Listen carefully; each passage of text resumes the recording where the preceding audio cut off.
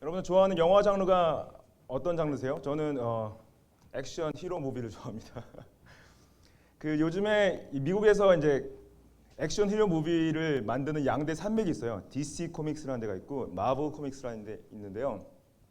DC는 저희 어렸을 때 주로 봤던 슈퍼맨 그리고 뭐 배트맨, 원더우먼 그런 이제 주류였죠.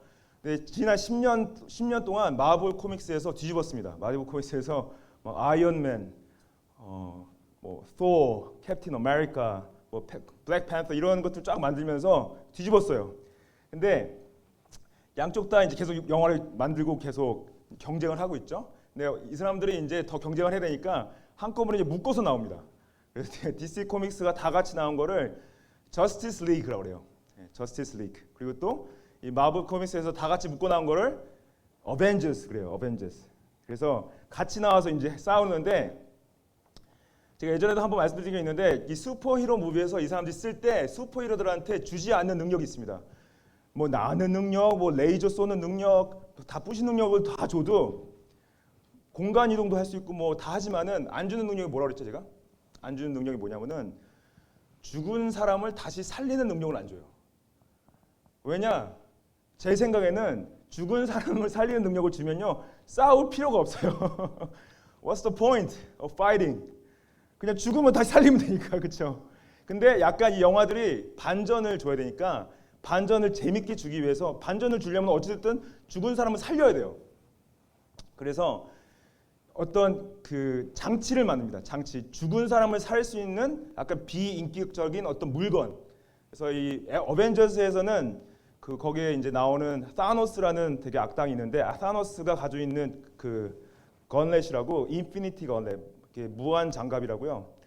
약간 우리나라 하면은 보석 장갑. 그리고 이 DC 코믹스에서는 그 저스티스 리그에서는 다시 살리기 위해서 마더박스랑 그래서 우리나라 말로 하면 엄마 상자를 해가지고 엄마 상자를 통해서 죽었던 슈퍼맨을 다시 살립니다. 예, 그리고 이 마블 그 어벤져스에서는 이 사노스의 그 장갑을 통해서 온 우주의 인구를 반을 죽였다가 다시 다 반을 살려요. 죽은 사람들 다 이제 부활시키는 거죠. 이게 굉장히 재밌습니다. 한번 보십시오. 이 어떤 죽은 사람을 살린다는 컨셉 자체가 왜 사람들한테 땡기냐? 왜냐하면 죽음이라는 것이 우리한테 가장 슬픈 소식이거든요. 그렇죠? 근데 와 죽은 사람 살렸다는 게 굉장히 기쁜 소식이기 때문에 그러지 않나 생각이 들고요. 인류 역사 가운데 어떤 장치가 아닌 어떤 인격이 의지를 가진 인격이 죽은 사람을 살릴 수 있는 능력이 있었습니다. 제가 이제 아까 예배로의 부르심에서 나눴던 예수님께서 죽은 지 4일 지난 사람 나사로를 살리는 사건이 있었죠. 2000년 전에 있었는데 이게 왜 영화가 아닌 역사 가운데 이러한 실제로 죽은 사람을 다시 살린 사람을 능력을 가진 어떤 비인격적인 장치가 아니라 인격적인 존재가 존재했고 그것뿐만 아니라 이 존재가 본인도 죽었다가 3일 만에 다시 살았습니다. 이게 얼마나 엄청나냐면 한 종교를 만들어냈고 수많은 사람들이 그분을 따라가기 시작했어요. 그거에 대한 근데 이 역사적 기록을 한 사람들이 역사적 목격자들의 증인들을 가지고 쓴 것이 저희가 복음서라는 성경 안에 있는 네 책이 있는데요. 기독교가 가르치는 이제 복음이란 건 기쁜 소식을 말합니다. Good news. 왜 이게 good news냐? 죽음의 문제를 해결한 부활의 능력을 가지신 분, 부활의 능력을 가진 인격, 그분이 우리에게 기쁜 소식이고 그분을 봤던, 목격했던 증인들을 우리 함께 같이 보기 원하는데요. 첫 번째 보기 원하는 증인들은 예수님의 장례를 목격한 증인들입니다. 42절 말씀에 마가복음 15장 42절 말씀에 이날은 준비일 곧 안식일 전날이므로 저물었을 때에 그래요. 이 준비일은 뭐냐? 유대인들의 안식일은요. 저희는 주일 그러는데 유대인들의 안식일은 토요일이었어요. 토요일인데도 그 사람들 시간의 시작은 금요일 저녁부터 토요일 저녁까지가 안식일이었습니다. 그래서 이 안식일을 준비하는 날은 금요일인 거예요. 예, 금요일이 이제 준비일인데 전날에 저물었다. 이건 뭐냐? 예수님이 돌아가실 시간이 언제였습니까? 금요일 날 오후 3시였어요. 오후 3시였고 이제 몇 시간 안에 안식일이 시작이 되는 거예요. 안식일이 시작이 됐는데 그래서 이 사람들이 예수님의 장사를 좀 서둘렀습니다. 왜냐? 이 당시 웬만하면은 안식일에 시체를 만지거나 시체를 장사하는 일을 피했어요. 그래서 이제 장사를 빨리 하려고 했는데 그래서 유대인 종교 지도자들, 사내들인 공회원들이 빌라도한테 어떤 것을 말했냐? 이제 유대인의 그 정결법을 지키기 위해서 부정한 시체를 만지지 않기 위해서 요한복음 19장 31절에 이렇게 말합니다. 이날은 준비일이니 유대인들은 그 안식일이 큰 날이므로 안식일에 시체들을 십자가에 두지 아니하려 하여 빌라도에게 그들의 다리를 꺾어 시체를 치워달라 하니 그랬어요. 근데 십자가에 예수님 달려가서 이제 3시에 죽으시고 시간이 좀 지나고 있죠. 근데 안식일이 곧 다가와요. 그러니까 사람들이 빨리 치우자 그러면서 빌라도한테 가서 유대인 종교 지도자들이 빨리 저 십자가에서 내리게 다리를 꺾어가지고 내려라 이렇게 이제 부탁을 한 거죠. 근데 아직 십자가에 달려 계신 거예요. 예수님께서. 달 상태에서 43절에 보시면은 아리마대 사람 요셉이 와서 당돌이 빌라도에게 들어가 예수의 시체를 달라 하니 이 사람은 존경받는 공회인이요 하나님의 나라를 기다리는 자라 그래요. 아리마대 사람 요셉. 왜 아리마대 사람 요셉이라고 불렀냐? 당시 요셉이 굉장히 흔한 이름이었습니다. 예, 제 영어 이름도 좀 흔한데 샘 그러면 다 누구 위치 샘 그러는 거예요. 요셉 그러면은 어느 요셉 그러니까 아리마대 사람 요셉 이렇게 해서 이 사람이 근데 여기서 당돌이 빌라도에게 들었던 거 보면 영어로 보시면은 한국말로는 당돌하다는 말이 좀 의미가 어감이 좀 이상한데 courage 뭐예요? 용기를 가지고 빌라도에 나갔어야 돼요. 왜냐 이 사람이 그것도 보면은 공회원이라고 돼 있죠. 공회원이라는 건 여기서는 그 유대 최고 그 권력기관 사내들인의 의회 회원이었어요. 근데 아시다시피 예수님을 십자가에 달리기로 결정한 그 공회 기관이 누굽니까? 이 유대 최고 종교 기관인 사내들인에서 대제사장이 신성 모독죄로 예수님을 이제 십자가에 못 박은 거죠. 근데 그 공회원이 자신의 공회원인데도 불구하고 이게 나아가서 빌라도한테 예수님의 십체를 저한테 주십시오 하는 것 자체가 굉장히 큰 용기일 수밖에 없었던 게 뭐냐? 누가 만약에 공회원 중에 이 아리마대 사람 요셉이 예수님의 십체를 가져다가 장사하는 걸 알았다면은 어떻게 말씀이 이 사람 우리가 결정한 걸 반대하네? 이 사람 신성모독죄를 지은 예수님을 장사를 치르네? 이 사람 한편인가? 그래서 그 사람도 신성모독죄로 같이 해코지를 할 수 있는 거예요. 그렇기 때문에 엄청난 용기가 필요했습니다. 아리마대 사람들이 그냥 가서 당돌했다는 게 아니라 큰 용기를 품고 나아가서 나한테 이 예수님의 시체를 장사치르게 줄 수 있냐 그래요. 그래서 44절에 보시면 빌라도는 예수께서 벌써 죽었을까 하고 이상히 여겨 백부장을 불러 죽은 지 오래냐 묻더라 그래요. 이게 당시 십자가에 달린 상태에서 어떤 사람은 2, 3일까지도 살았다고 합니다. 근데 예수님께서 십자가에 달리신 지 한 6시간 만에 죽으신 거예요. 그리고 백부장을 보내죠. 빌라도가 백부장을 보내서 죽은지 확인을 시킵니다. 그래서 확인한 다음에 45절에 보시면 시체를 내어줘요. 시체를 이 별다른 어떤 반대 없이 순순히 내줬던 이유는 뭐냐? 아마 요셉이 단순히 공회원뿐만 아니라 당시 요셉이 굉장히 큰 부자였습니다. 그것도 있었고 더 중요한 게 빌라도가 예수님에 대해서 별로 크게 생각을 안 했어요. 그냥 정치적인 희생양으로 생각했지 예수님이 진짜로 어떤 유대인의 왕으로서 로마를 대적했다고 생각을 안 합니다. 그렇기 때문에 순순히 내어준 거죠. 46절에 보시면 요셉이 세마포를 싸서 예수를 내려다가 그것으로 싸서 바위 속에 판 무덤에 넣어두고 돌을 굴려 무덤을 넣었다 그러죠. 이게 이제 유대인들이 가지고 있던 전통적인 장례법이었던 거죠. 근데 이 놀라운 건 뭐냐? 죄인된 사람들을 사용된 사람들은요 대부분 무덤에 넣어주지 않고 그냥 노천에 버렸었습니다. 근데 예수님이 죄인된 몸이었지만은 이 묘신에 묻힌 거는 실제로 이사야서 53장 9절 말씀 예언이 이루어지는 거예요. 그 부자가 이 예수님을 다려다가 이제 뭐라고 하냐? 그 이사야서 53장 9절에 이렇게 기록되어 있습니다. 그는 강포를 행하지 아니하였고 그의 입에 거짓이 없었으나 그의 무덤이 악인들과 함께 있었으며 그가 죽은 후에 부자와 함께 있었도다. 이 말씀을 이루는, 예언을 이루는 거죠. 그 돌을 굴려서 막았던 이유는 뭐냐? 당시 무덤을 파서 시체를 훔치는 사람들이 있었대요. 도굴하는 사람도 있었고, 동시에 무덤을 돌을 안 막아 놓으면은 이 야생 동물들이 들어가서 시체를 먹었다고 합니다. 그래서 이제 주로 큰 돌, 움직이기 힘든 돌을, 무거운 돌들을 막았다고 해요. 사실 실제로 보시면 막달라 마리아와 요셉의 어머니 마리아가 예수님 둔 곳을 보더라. 증인들이 더 있는 거죠. 이 아리마대 사람 이 요셉이 사복음서에 다 기록이 되어 있는데 이 사람에 대한 기록이 되게 칭찬이 많습니다. 마가는 이제 방금 보셨듯이 존경받는 공회원이었고 하나님의 나라를 기다리는 자라 표현되어 있고요.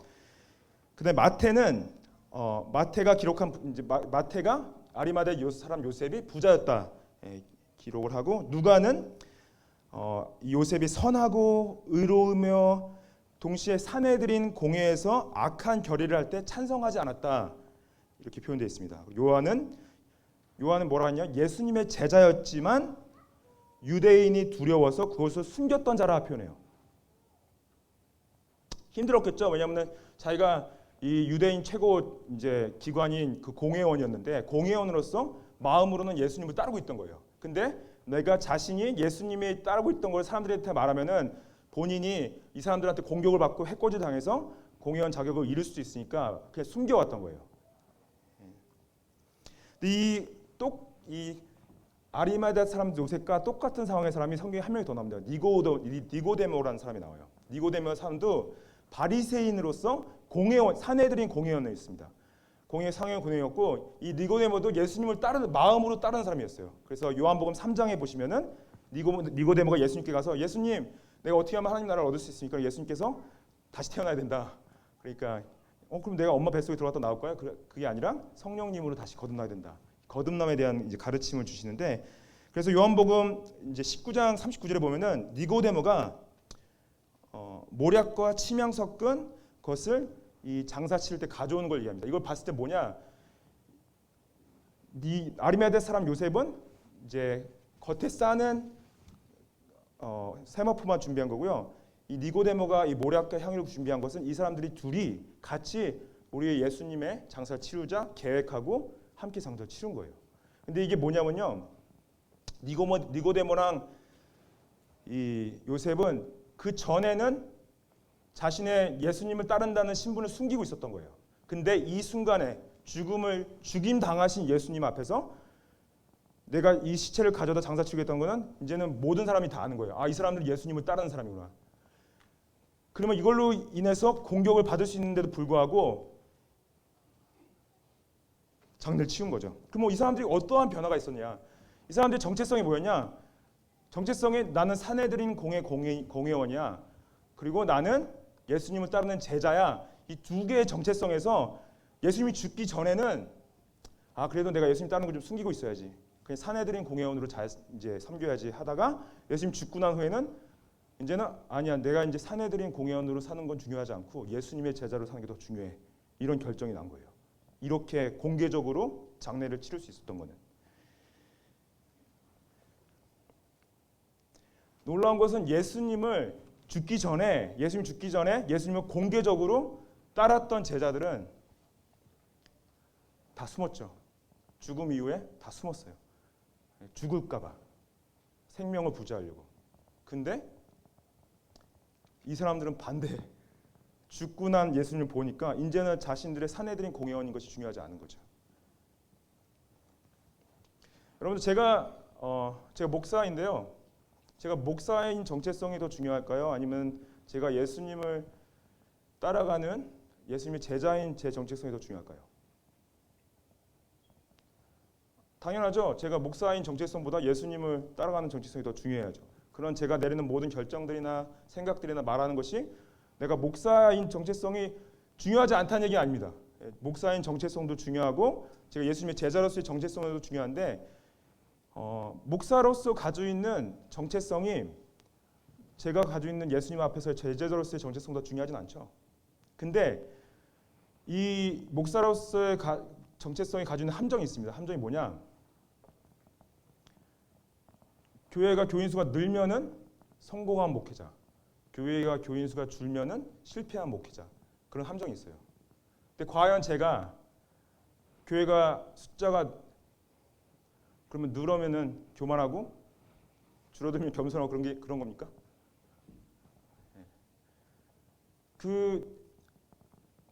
제 목회 성패는 교인들 숫자에 있지 않고요. 제가 얼마만큼 예수님의 뜻에 순종했냐, 불순종했냐 했습니다.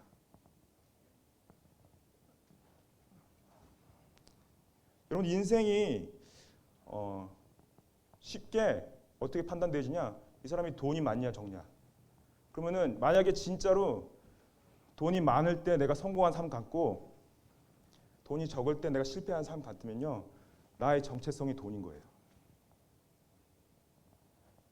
그리고 만약에 내 자녀가 성공해서 내 자녀가 잘된 게 내 자녀가 좋은 학교 들어가고 좋은 직장 가진 게 성공이고 내 자녀가 실패하고 돈도 못 벌고 그런 게 그게 나의 삶의 실패면요, 내 삶의 정체성은 내 자녀입니다. 그래서 내가 좋은 집에 살고 좋은 차를 타고 하는 것이 아니면 좋은 학교를 가고 높은 성적을 받든지 낮은 성적을 받든지 직장에서 높은 직위에 올라가든지 낮은 직위에 올라가든지 사업이 잘 되든지 망하든지 그게 만약에 내 정체성이면은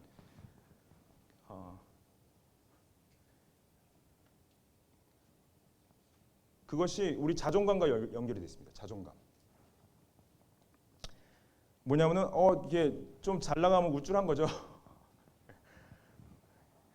그리고 안 되면은 좀 막 힘들고 마음이 어렵고. 그래서 이 마음이 물리고 무겁고 힘들다 생각했을 때 과연 내가 어떠한 것에 내 정체성을 두고 있나 보셔야 돼요. 특히 이 감정적으로 이게 어떤 내가 가지고 있는 정체성에 연결되어져서 만약에 예를 들어서 내 자녀가 잘 되고 있을 때 내가 기쁘고 자녀가 안 되고 있을 때 내가 슬프다. 그런 것들 내가 감정적으로 너무 좌지우지 된다. 마음이 눌렸다 안 눌렸다 한다. 그러면은 그럼 내가 누구지라는 근본적인 질문 던지셔야 돼요. 내가 사업에 실패했다. 아니 직장에서 잘렸다. 그래서 너무 힘들다. 마음이 어렵다. 물론 당연히 제가 그 감정을 무시하라는 게 아니라 그것이 내 삶을 좌지우지할 정도로 내 감정을 흔들고 있다. 그러면 잘 생각해 보시면 됩니다. 내가 누구인지. 아리마대 사람 요셉과 니고데모는요 힘들었어요. 본인들도. 내가 이거 예수님 따라간다고 예수님 믿는다고 얘기하면 분명히 사내들은 이 공연에서 잘릴 텐데. 내가 분명히 이 사람들한테 해코지 당할 텐데. 내가 가진 걸 뺏길 수도 있고 내 위치와 내 명성과 내 직위가 다 한순간에 무너질 수 있을 텐데 두려웠죠. 근데 놀랍게도 예수님이 죽으신 순간 뭔가 이들에게 큰 심정의 변화가 있었어요. 이분이구나. 이분이구나. 예수님을 따르는 데는 여러분들 큰 위험 부담이 있습니다. 여러분들의 것을 잃을 수 있습니다. 이게 믿음이요 정말로 아무 문제 없이 편안할 때 믿는 믿음이요 믿음이 증명되지 않고요. 정말 믿음은 어렵고 힘들고 진짜 큰 문제가 왔을 때 우리의 믿음이 증명돼요. 진짜 내가 증명된다는 건 뭐냐? 이 아리마대 사람 요셉과 니고데모가 진짜 이 힘든 상황에서 본인들의 믿음이 나왔듯이 예수님을 장사 치렀듯이 우리도 정말 힘들고 어렵고 괴로움이 왔을 때 그때 우리 믿음이 둘 중에 하나입니다. 나 예수님이 하나님이 날 이렇게 했어? 그러면 난 이제 더 이상 안 따를 거에서 떠나든지 아니면은 나의 힘으로 나의 능력으로는 아무것도 할 수 없구나. 하나님만 의지하고 하나님의 뜻만 순종해야 되구나. 둘 중에 하나입니다. 그때 결정이 되는데 특히 희생이 따를 때 나의 것을 포기해야 될 때 그때 근데요 놀라운 것은 진짜 그런 환경에 좌지우지 않는 분들은 자존감이 높으신 분들은 예수님 안에 자존감이 높으신 분들은 감정적이지 않으세요. 흔들리지 않으세요. 평안합니다. 왜냐하면 나의 정체성이 그 무엇에도 있지 않고 예수 그리스도에만 있기 때문에. 예수님께만. 예수님이 나의 정체성이고 예수님이 나의 삶의 목적이고 나의 주인이고 나의 왕 되시기 때문에요. 그 모든 것이 진짜 파도처럼 몰려오고 바람 폭풍처럼 와도 예수님이 나와 함께 하시지. 내가 이겨낼 수 있어. 그게 믿음이라는 거죠. 이 증인들이 그걸 증거합니다. 두 번째 우리 보기 원하는 증인들은 부활을 목격한 증인들인데요. 16장 1절부터 8절까지 말씀을 좀 보기 원합니다. 1절 말씀 보시면은 16절 1절에 안식일이 지남에 막달라 마리아와 야고보의 어머니 마리아와 살로메가 가서 예수께 바르기 위하여 향품을 사다 두었다 그래요. 안식이 지났다는 것은 지금 이제 토요일 저녁이 지난 거죠. 주일날 아침, 이제 일요일 아침인 겁니다. 안식일이 끝났어요. 유대인들의 안식이 끝났다. 이 표현이 굉장히 중요합니다. 왜냐하면 유대인들이 가지고 있던 그 전에 구원의 이제 방식은 끝났고 새로운 방식이 왔다. 그걸 나타내요. 안식이 지났다.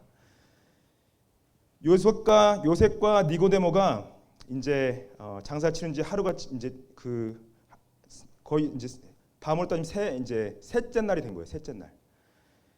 셋째 날이 돼서 이때 이것을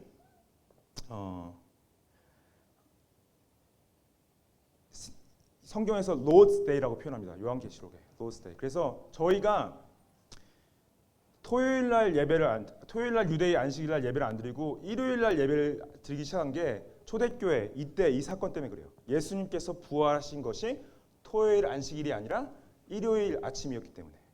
그래서 교회가 이제 사도행전 20장 7절 보시면 주간의 첫날에 우리가 떡을 떼려 하여 모였다. 그때 이제 같이 말씀을 나누고 떡을 떼는 장면이 요한복음 사도행전 20장의 주간의 첫날 이제 일요일 그걸 얘기하고요. 또 고린도전서 16장 2절에도 매주 첫날에 너희가 각 사람의 수입에 따라 모아서 헌금을 하라 이런 얘기가 나옵니다. 그리고 이제 결정적으로 요한계시록 1장 10절에 주의 날에 내가 감동을 받았다 그래요. 요한계시록에서. 그래서 Lord's Day. 그래서 우리가 일요일이라 안 그러고 주일 그러는 게 The Lord's Day. 이 날은 주님이 정하신 날이다. 주님께서 부활하신 날이다. 그래서 기독교인들이 일요일 날 예배를 드리는 거죠. 이 막달라 마리아는 이제 예수님을 따르는 제자였고 야고보의 어머니 마리아와 살로메는 예수님이 이목격되는 분들이었어요. 마리아의 형제들.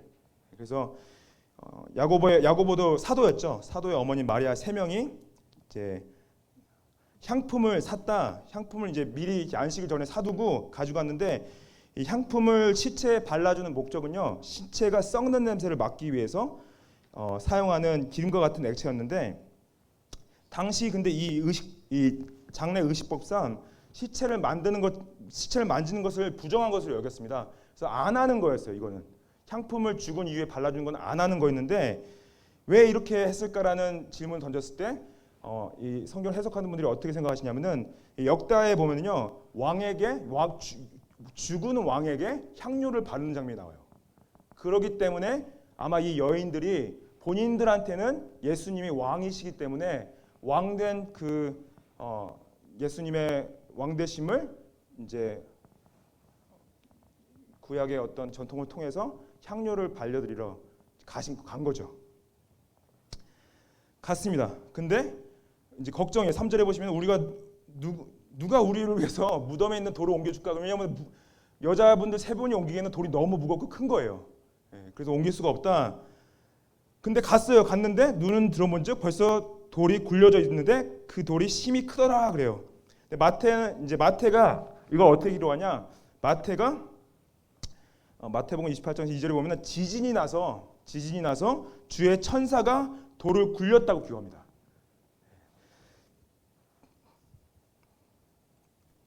이제 무덤 안에 들어가죠. 흰 옷을 입은 한 청년이 우편에 앉는 것을 보고 놀랍니다. 이 사복음서가 이걸 다 기록하고 있는데 마태복음은 이 천사를 형상이 번개같고 눈같이 흰 옷을 입은 자라고 표현되어 있고요. 누가복음에서는 찬란한 옷을 입은 2사람 이렇게 표현되어 있고 요한복음에서는 흰 옷을 입은 2천사.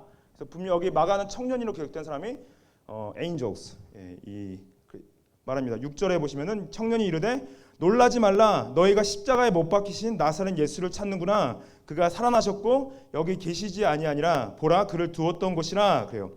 누가는 이때 여인들이 너무 두려워서 얼굴을 땅에 이제 됐다 그래요. 너무 화들짝 놀란 거죠. 찬란한 어떤 존재가 있으니까. 그래서 이 천사들이 놀라지 말라 하는 거예요. 놀라지 마, 괜찮아. 여기 예수님이 누웠던 자리가 여기야. 말을 해주는 거죠. 그리고 또 여인들에게 명령을 합니다. 가서 그의 제자들과 베드로에게 이르기를 예수께서 너희보다 먼저 갈릴리로 가시나니 전에 너희에게 말씀하신 대로 너희가 거기서 배우리라. 그래요. 예수님께서 죽기 전에 이제 제자들과 갈릴리에서 만나실 걸 예언하셨었죠. 근데 여기서 중요한 것은 제자들이 아레마대 요셉과 니고데모와 다르게 숨어 있었어요. 본인들도 죽을까봐. 왜냐면 사람들이 다 알고 있었거든요. 자신들이 예수님을 따르고 있던 사람들이 알았고 자신들의 얼굴을 알기 때문에 누가 자신들을 발견하면 죽일까봐 다 숨어 있었습니다. 숨어 있었는데 이 천사가 이 숨어 있는 제자들에게 혼내는 것이 아니라 제일 먼저 위로를 하기 원하는 거예요. 괜찮아, 예수님이 부활하셨어. 그걸 이 여인들을 통해서 이제 말을 하는 거죠. 그리고 갈릴리에서 만나시고 한 목적 제가 뭐라고 설명드렸었죠? 갈릴리는 실제로 예루살렘에서 160km 정도 떨어진 곳입니다. 굉장히 먼 곳이죠. 근데 왜 굳이 거기까지 와서 만나자고 하셨냐? 왜냐하면 대부분의 제자들의 고향이 갈릴리였고 예수님의 공생의 사역, 3년의 사역이 거의 갈릴리 지역에서 하셨고 제자들을 결정적으로 처음 부르신 곳이 갈릴리 바닷가였죠. 그래서 거기서 만나자는 건 뭐냐? 이게 새로운 시작을 알리시는 거예요. 괜찮아, 너희 실패한 거 알아, 배반한 거 알아, 괜찮아. 하지만은 부활한 나를 만나러 와 하시는 거죠. 8절에 보시면 여자들이 몹시 놀라 떨며 나와 무덤에서 도망하고 무서워하여 아무에게 말도 하지 못하더라 그러죠. 이 여인들의 반응이 너무 현실적인 거예요. 당연히 무서웠겠죠. 당연히 떨렸겠죠. 이러한 어떤 감정적인 표현들까지 정확하게 기록을 했는데 그래서 나중에 이제 제자들 가서 말하지 않습니까? 예수님이 부활하셨다. 근데 역사학자들이 이 여인 세 분의 이 증언을 기록한 사복음서를 보면서 다들 놀라는 것이 뭐냐? 당시 이제 유대인의 재판에서는요 2명 이상의 증인이 있어야지 증거로 채택이 됐습니다. 그리고 또 남자들 특히 여자분들의 증인은 증거로 채택을 안 했었어요. 근데 이게 유대인이나 이스라엘뿐만 아니라 그 당시 문화 자체가 다른 모든 그 중동에 있던 나라들이 다 그랬어요. 여자분들에게 어떠한 그런 증거할 권한을 안 준 거고 동시에 또 뭐냐? 여러분들 유대인들이 이제 출애굽할 때 애굽에서 나올 때 숫자를 셌죠. 숫자를 민수기에서 60만이라고 그러는데 60만이 숫자가 남자들 20세 이상 남자만 센 숫자가 60만인 거죠. 그래서 대부분 생각하는 게 전체가 다 아이들과 여자분들까지 이제 세면은 한 200만에서 250만으로 기록하죠. 또 예수님께서 오병이어 사건 가운데서 오병이를 먹이실 때 5,000명 먹이실 때인데 5,000명 숫자가 여자랑 아이들을 포함한 숫자가 아니라 남자 장정만 센 숫자가 5,000명을 얘기합니다.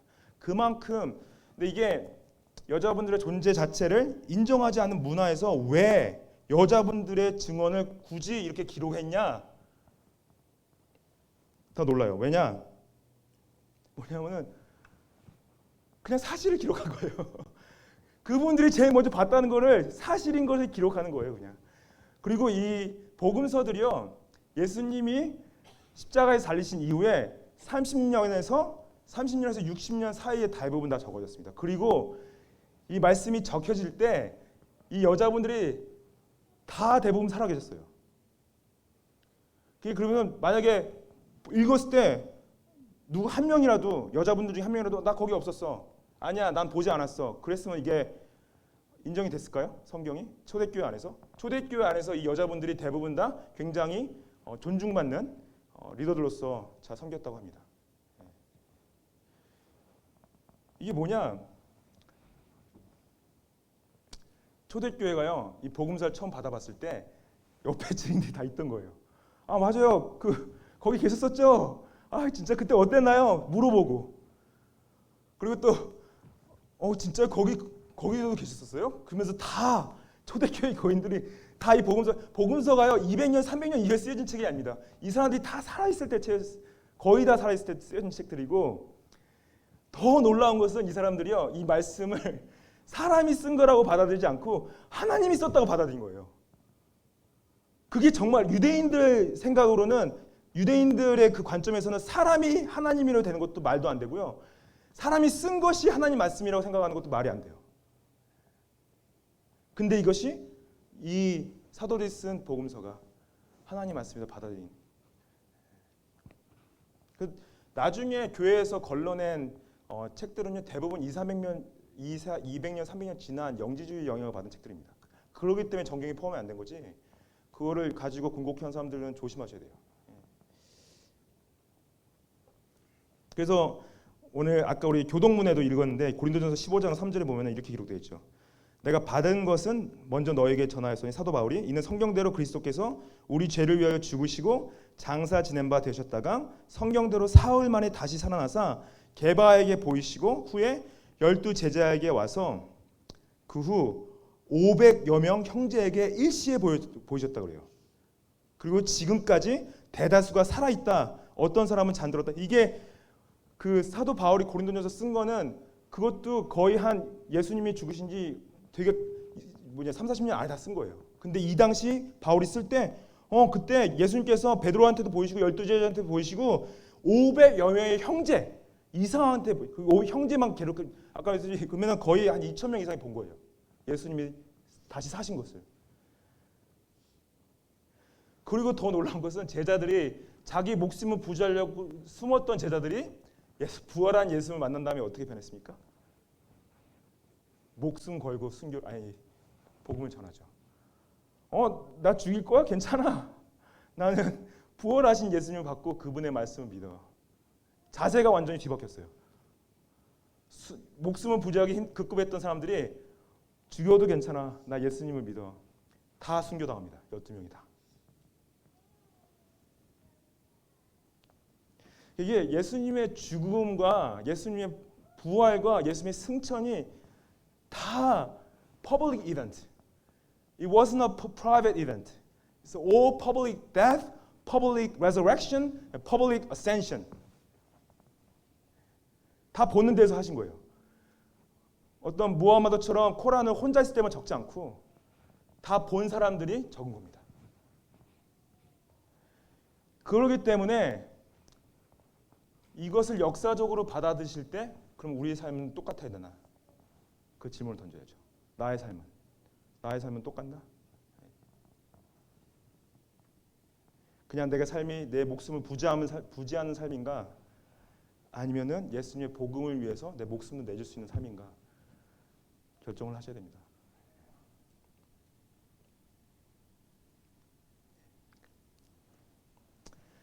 부활절 아침 이 주일에 예수님께서 우리와 함께 하십니다. 예수님께서 우리를 구원하기 원하시고 예수님께서 그분을 주인으로 따라가기 원하세요.